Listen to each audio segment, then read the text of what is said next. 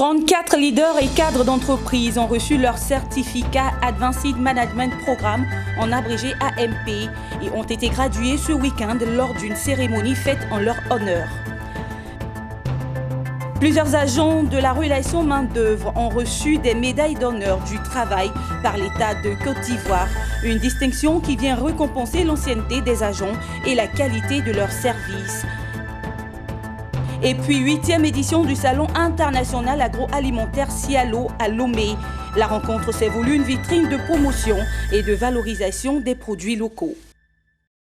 Toujours un plaisir de vous retrouver pour le journal Madame, Monsieur, bienvenue. Ils sont au nombre de 34 leaders et chefs d'entreprise bénéficiaires du programme AMP, entendez Advanced Management Programme, initié par MDE Business School. Ils ont été gradués le week-end dernier lors d'une cérémonie en leur honneur à Abidjan. AMP, il faut le rappeler, est un standard international pour la formation des entreprises et managers qui veulent développer leur vision globale d'entreprise et leur rôle de leader pour faire face aux problèmes de haute direction. Le reportage de Daniel Kodjo et Maru Seri. La Cour d'appel d'Abidjan est titulaire d'un DESS en administration des entreprises.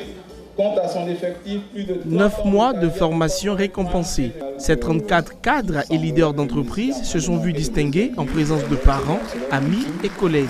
En février 2019, ces derniers embarquaient dans le navire de l'Advanced Management Programme AMP, une formation efficiente embrassant plusieurs disciplines avec entre autres objectifs le perfectionnement des capacités des professionnels de la direction, l'acquisition d'une vision globale et intégrée de l'entreprise, la maîtrise des outils nécessaires à la prise de décision. L'AMP, c'est l'Advanced Management Programme. C'est un standard international qui existe au catalogue des principales business schools au monde. Et c'est un programme qui est destiné aux chefs et aux dirigeants d'entreprise, les personnes qui occupent les premières responsabilités dans le management des organisations. Il permet de renforcer les compétences pratiques des dirigeants parce que tout au long de ce programme, c'est des points de vue croisés et des partages d'expériences qui se font entre les différents dirigeants qui participent au programme et on s'enrichit mutuellement les uns des autres à partir de nos expériences et de notre vécu personnel et professionnel. Pour Guillaume Fondinou, l'AMP est un outil de changement et de réussite, un chemin d'évolution aussi bien du point de vue professionnel que personnel. Et cela, les lauréats de la promotion 2019 l'ont compris et sont fiers d'avoir pris part à ce qu'ils appellent une belle aventure. On sort de l'AMP très confiant, on se sent très compétitif en matière de gestion, de management de toutes les organisations. Que ce soit les multinationales, que ce soit les PME. Nous sommes prêts à assumer toutes les fonctions de matière de gestion, de management d'organisation. Ça a été une transformation. Moi qui gère une entreprise depuis bientôt 6 ans, voilà, à la tête d'une entreprise leader dans son domaine, puisqu'on exerce dans le domaine de la tuyauterie, chaudronnerie, et c'est un métier d'homme. J'ai eu beaucoup à apprendre, manager les hommes. L'enseignement, la formation évolue. Elle se spécialise. Donc nous mettons à jour en fait, parce que même ce que nous avons appris il y a seulement 3 ans, 4 ans, il y a tout de nouvelles manières, de nouvelles approches. Donc ça nous permet de nous mettre en cause et d'apprendre de nouvelles techniques. Non, il n'y a pas d'hésitation. Surtout, il n'y a pas d'hésitation. Il faut venir. Un appel lancé à tous les chefs et cadres d'entreprise désireux de renforcer leurs capacités. Le début des cours de la 10e promotion est prévu pour février 2020. Pour participer à ce programme, il faut être âgé d'au moins 30 ans et jouir d'une expérience d'au moins 5 à 10 ans à un poste de direction. La MDE Business School a consacré au cours d'un dîner gala la promotion AMP 2019, une célébration qui intervient après 9 mois d'intense formation afin d'obtenir la graduation Advanced Management Programme de la MDE Business School en partenariat avec l'IESE de Barcelone. C'était le samedi dernier au Radisson Blu Hotel à Abidjan. Le reportage d'Emmanuel Bonzo et Ayouba Doumbia.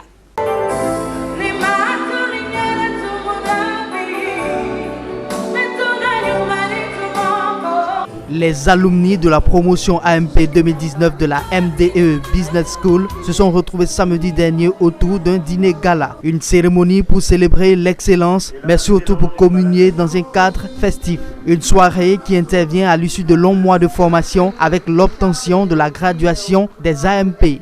Après la formation à MDE Business School en partenariat avec IEC, on reçoit donc notre certificat. Et à la suite de la réception de ce certificat, qu'on appelle la graduation, nous sommes dans la tradition obligés d'organiser un gala pour nous retrouver et, je dirais, entre guillemets, décompresser.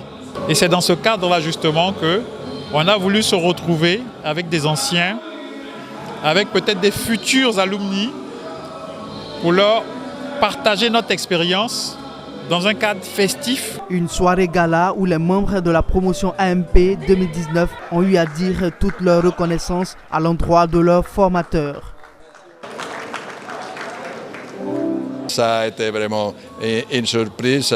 Pour moi, c'était un plaisir de partager ces jours avec cette promotion de l'AMP et de l'AMD. Et vraiment, je sors d'ici très touché de cet hommage. Désormais titulaire de la graduation des AMP, certains membres de la promotion 2019 expriment ici leur satisfaction lors de ce dîner gala. La nécessité de la mise à jour de notre connaissance, ce programme a sérieusement répondu à cette nécessité. Pour ma part, je suis fortement épanoui et très satisfait du contenu de la formation. Cette formation AMT m'aura vraiment permis de me transformer me transformer véritablement, parce qu'en si peu de temps, 9 mois, je suis la base des cas pratiques que nous avons étudiés. Nous avons appris beaucoup.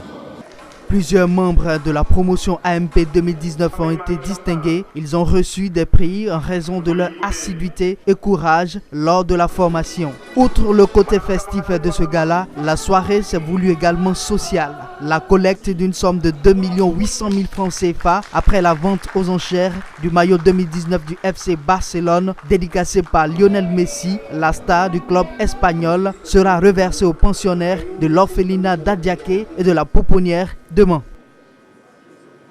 On l'annonçait en titre, ils sont 44 agents de la relation main-d'œuvre à avoir été honorés lors d'une cérémonie de remise de médailles d'honneur de travail ce samedi par l'État de Côte d'Ivoire. Une distinction qui vient récompenser l'ancienneté, les valeurs professionnelles, la qualité des services et la fidélité des agents de RMO. Les récipiendaires ont reçu des médailles dans les catégories suivantes. Médailles catégorie Grand Or, Or, Merveille et Argent. Le reportage de Ariane Touré et Richard Akeke. Ils sont au total 44 agents RMO, relations main-d'œuvre, dont 2 dans la catégorie médaille Grand Or, 3 dans la catégorie Or, 5 dans la catégorie Merveille et 35 dans la catégorie Argent, à avoir été distingués lors de la cérémonie de remise de médailles d'honneur du travail organisée par l'État de Côte d'Ivoire, et ce, à travers le ministère de l'Emploi et de la Promotion sociale. Une distinction instituée pour récompenser les valeurs professionnelles, la qualité de service et la fidélité des valeureux et braves agents RMO au service de la structure depuis des années. Distingués récipiendaires, recevez cette distinction comme la reconnaissance de la République de Côte d'Ivoire qui magnifie votre travail, vous félicite pour votre sacrifice durant toutes ces années. Les critères pour recevoir la médaille d'honneur du travail, c'est surtout l'ancienneté. On demande aux travailleurs d'avoir au minimum 15 ans pour avoir la médaille d'argent, 25 ans pour avoir la médaille de vermeil, 30 ans pour avoir la médaille d'or et 35 ans pour recevoir la médaille Grand Or. Ces plans d'émotion que les récipiendaires ont dit leur satisfaction de recevoir de tels honneurs venant de l'État de Côte d'Ivoire. Je vais dire aujourd'hui que je suis vraiment très satisfaite de cette cérémonie et très fière de la médaille que j'ai eue parce que le poste que j'occupe n'est pas un poste facile. Il y a les hauts et les bas. Et j'ai tenu jusqu'aujourd'hui, jusqu'à ce qu'on puisse me récompenser par cette médaille. Écoutez, en tant que président du conseil d'administration de la société RMO, je ne peux être que satisfait de cette cérémonie parce que vous avez vu qu'il y a un véritable esprit de famille, Nous avons tous commencé ensemble l'aventure et puis on la poursuit avec engouement, joie et plaisir. Depuis 1986, ça fait 32 ans de service. Je suis content d'être honoré. Je suis content d'être honoré pour un travail bien reconnu. Ça me fait plaisir, ça me va droit au cœur. Et je dis merci à toute la direction qui a pensé à moi. Je donne des conseils aux jeunes gens d'aimer le travail bien fait. Créé en 1985, le groupe RMO Relations Main-d'œuvre est une entreprise du secteur de gestion des ressources humaines en Côte d'Ivoire. Une entreprise qui continue son expansion en Afrique de l'Ouest par l'ouverture de filiales au Mali, au Burkina Faso et au Togo. Le groupe propose des solutions RH adaptées aux entreprises de tout secteur d'activité.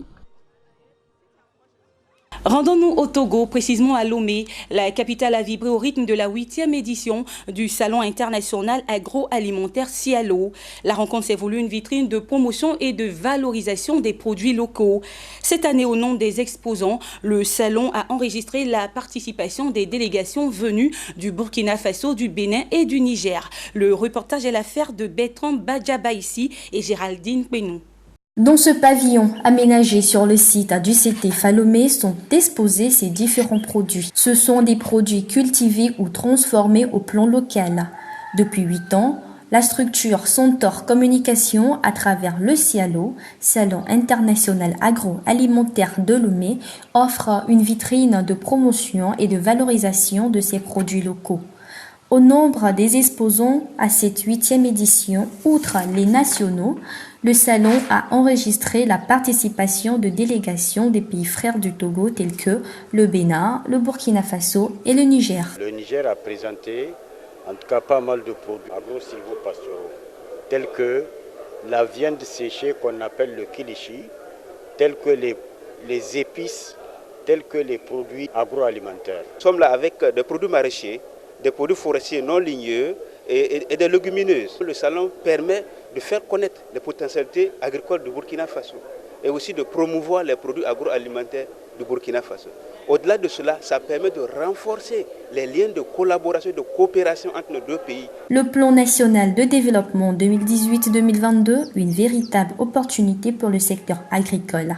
C'est le thème de cette 8e édition. En prenant en compte l'axe 2 du PND, notamment le projet des agropoles, les organisateurs ont associé à l'événement l'exposition des machines agricoles. La volonté du gouvernement togolais pour accompagner le plan national de développement agricole, on a senti qu'il y a une demande.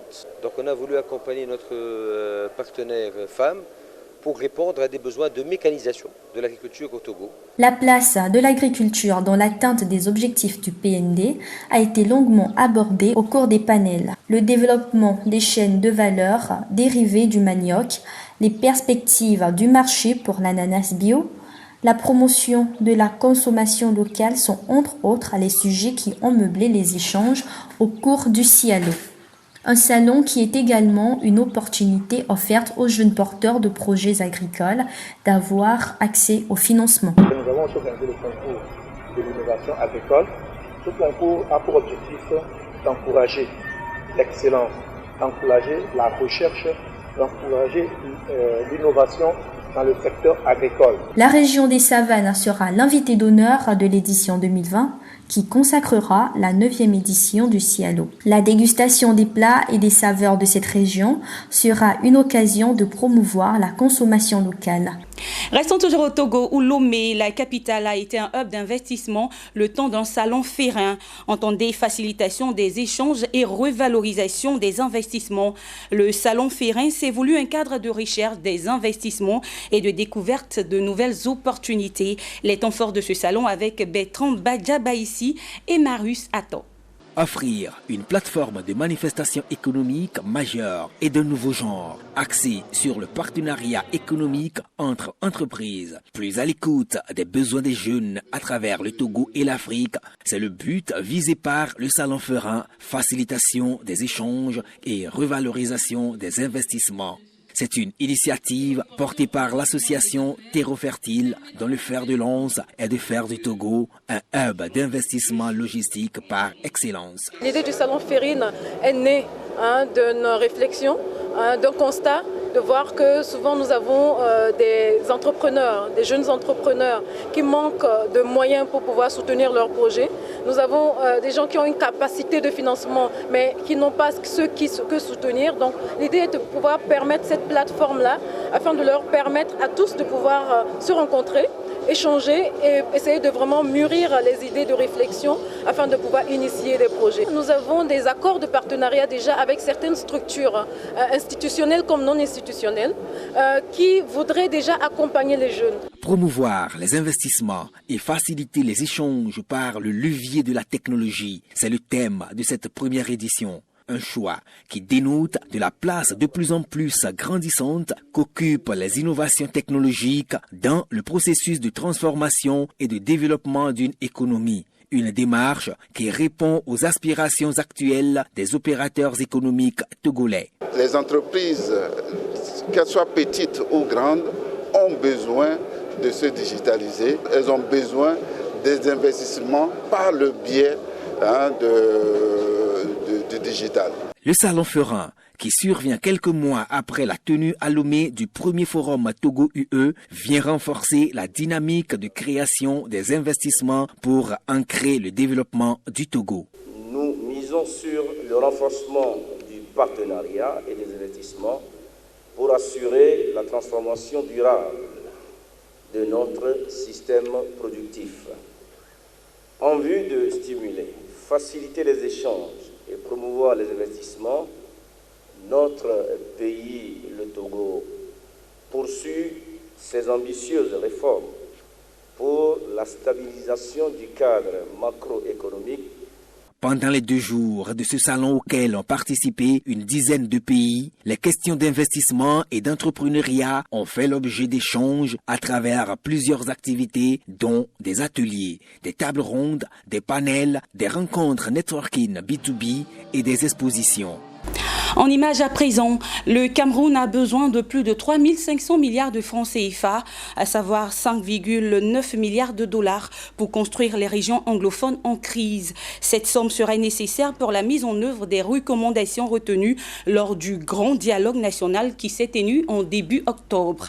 La remise à flot de nombreuses entreprises publiques agro-industrielles et la relance des projets suspendus la dernière année devraient absorber une bonne partie de ce financement avec la réhabilitation des installations et des infrastructures privées détruites. Notons que le gouvernement a mis en place un plan d'assistance humanitaire d'urgence pour les régions anglophones avec un budget prévisionnel de 12,7 milliards de francs CFA, soit 21,9 millions de dollars. Ainsi se referme notre journal préparé par l'ensemble de la rédaction. Merci de l'avoir suivi et puis excellente semaine à toutes et à tous. Au revoir.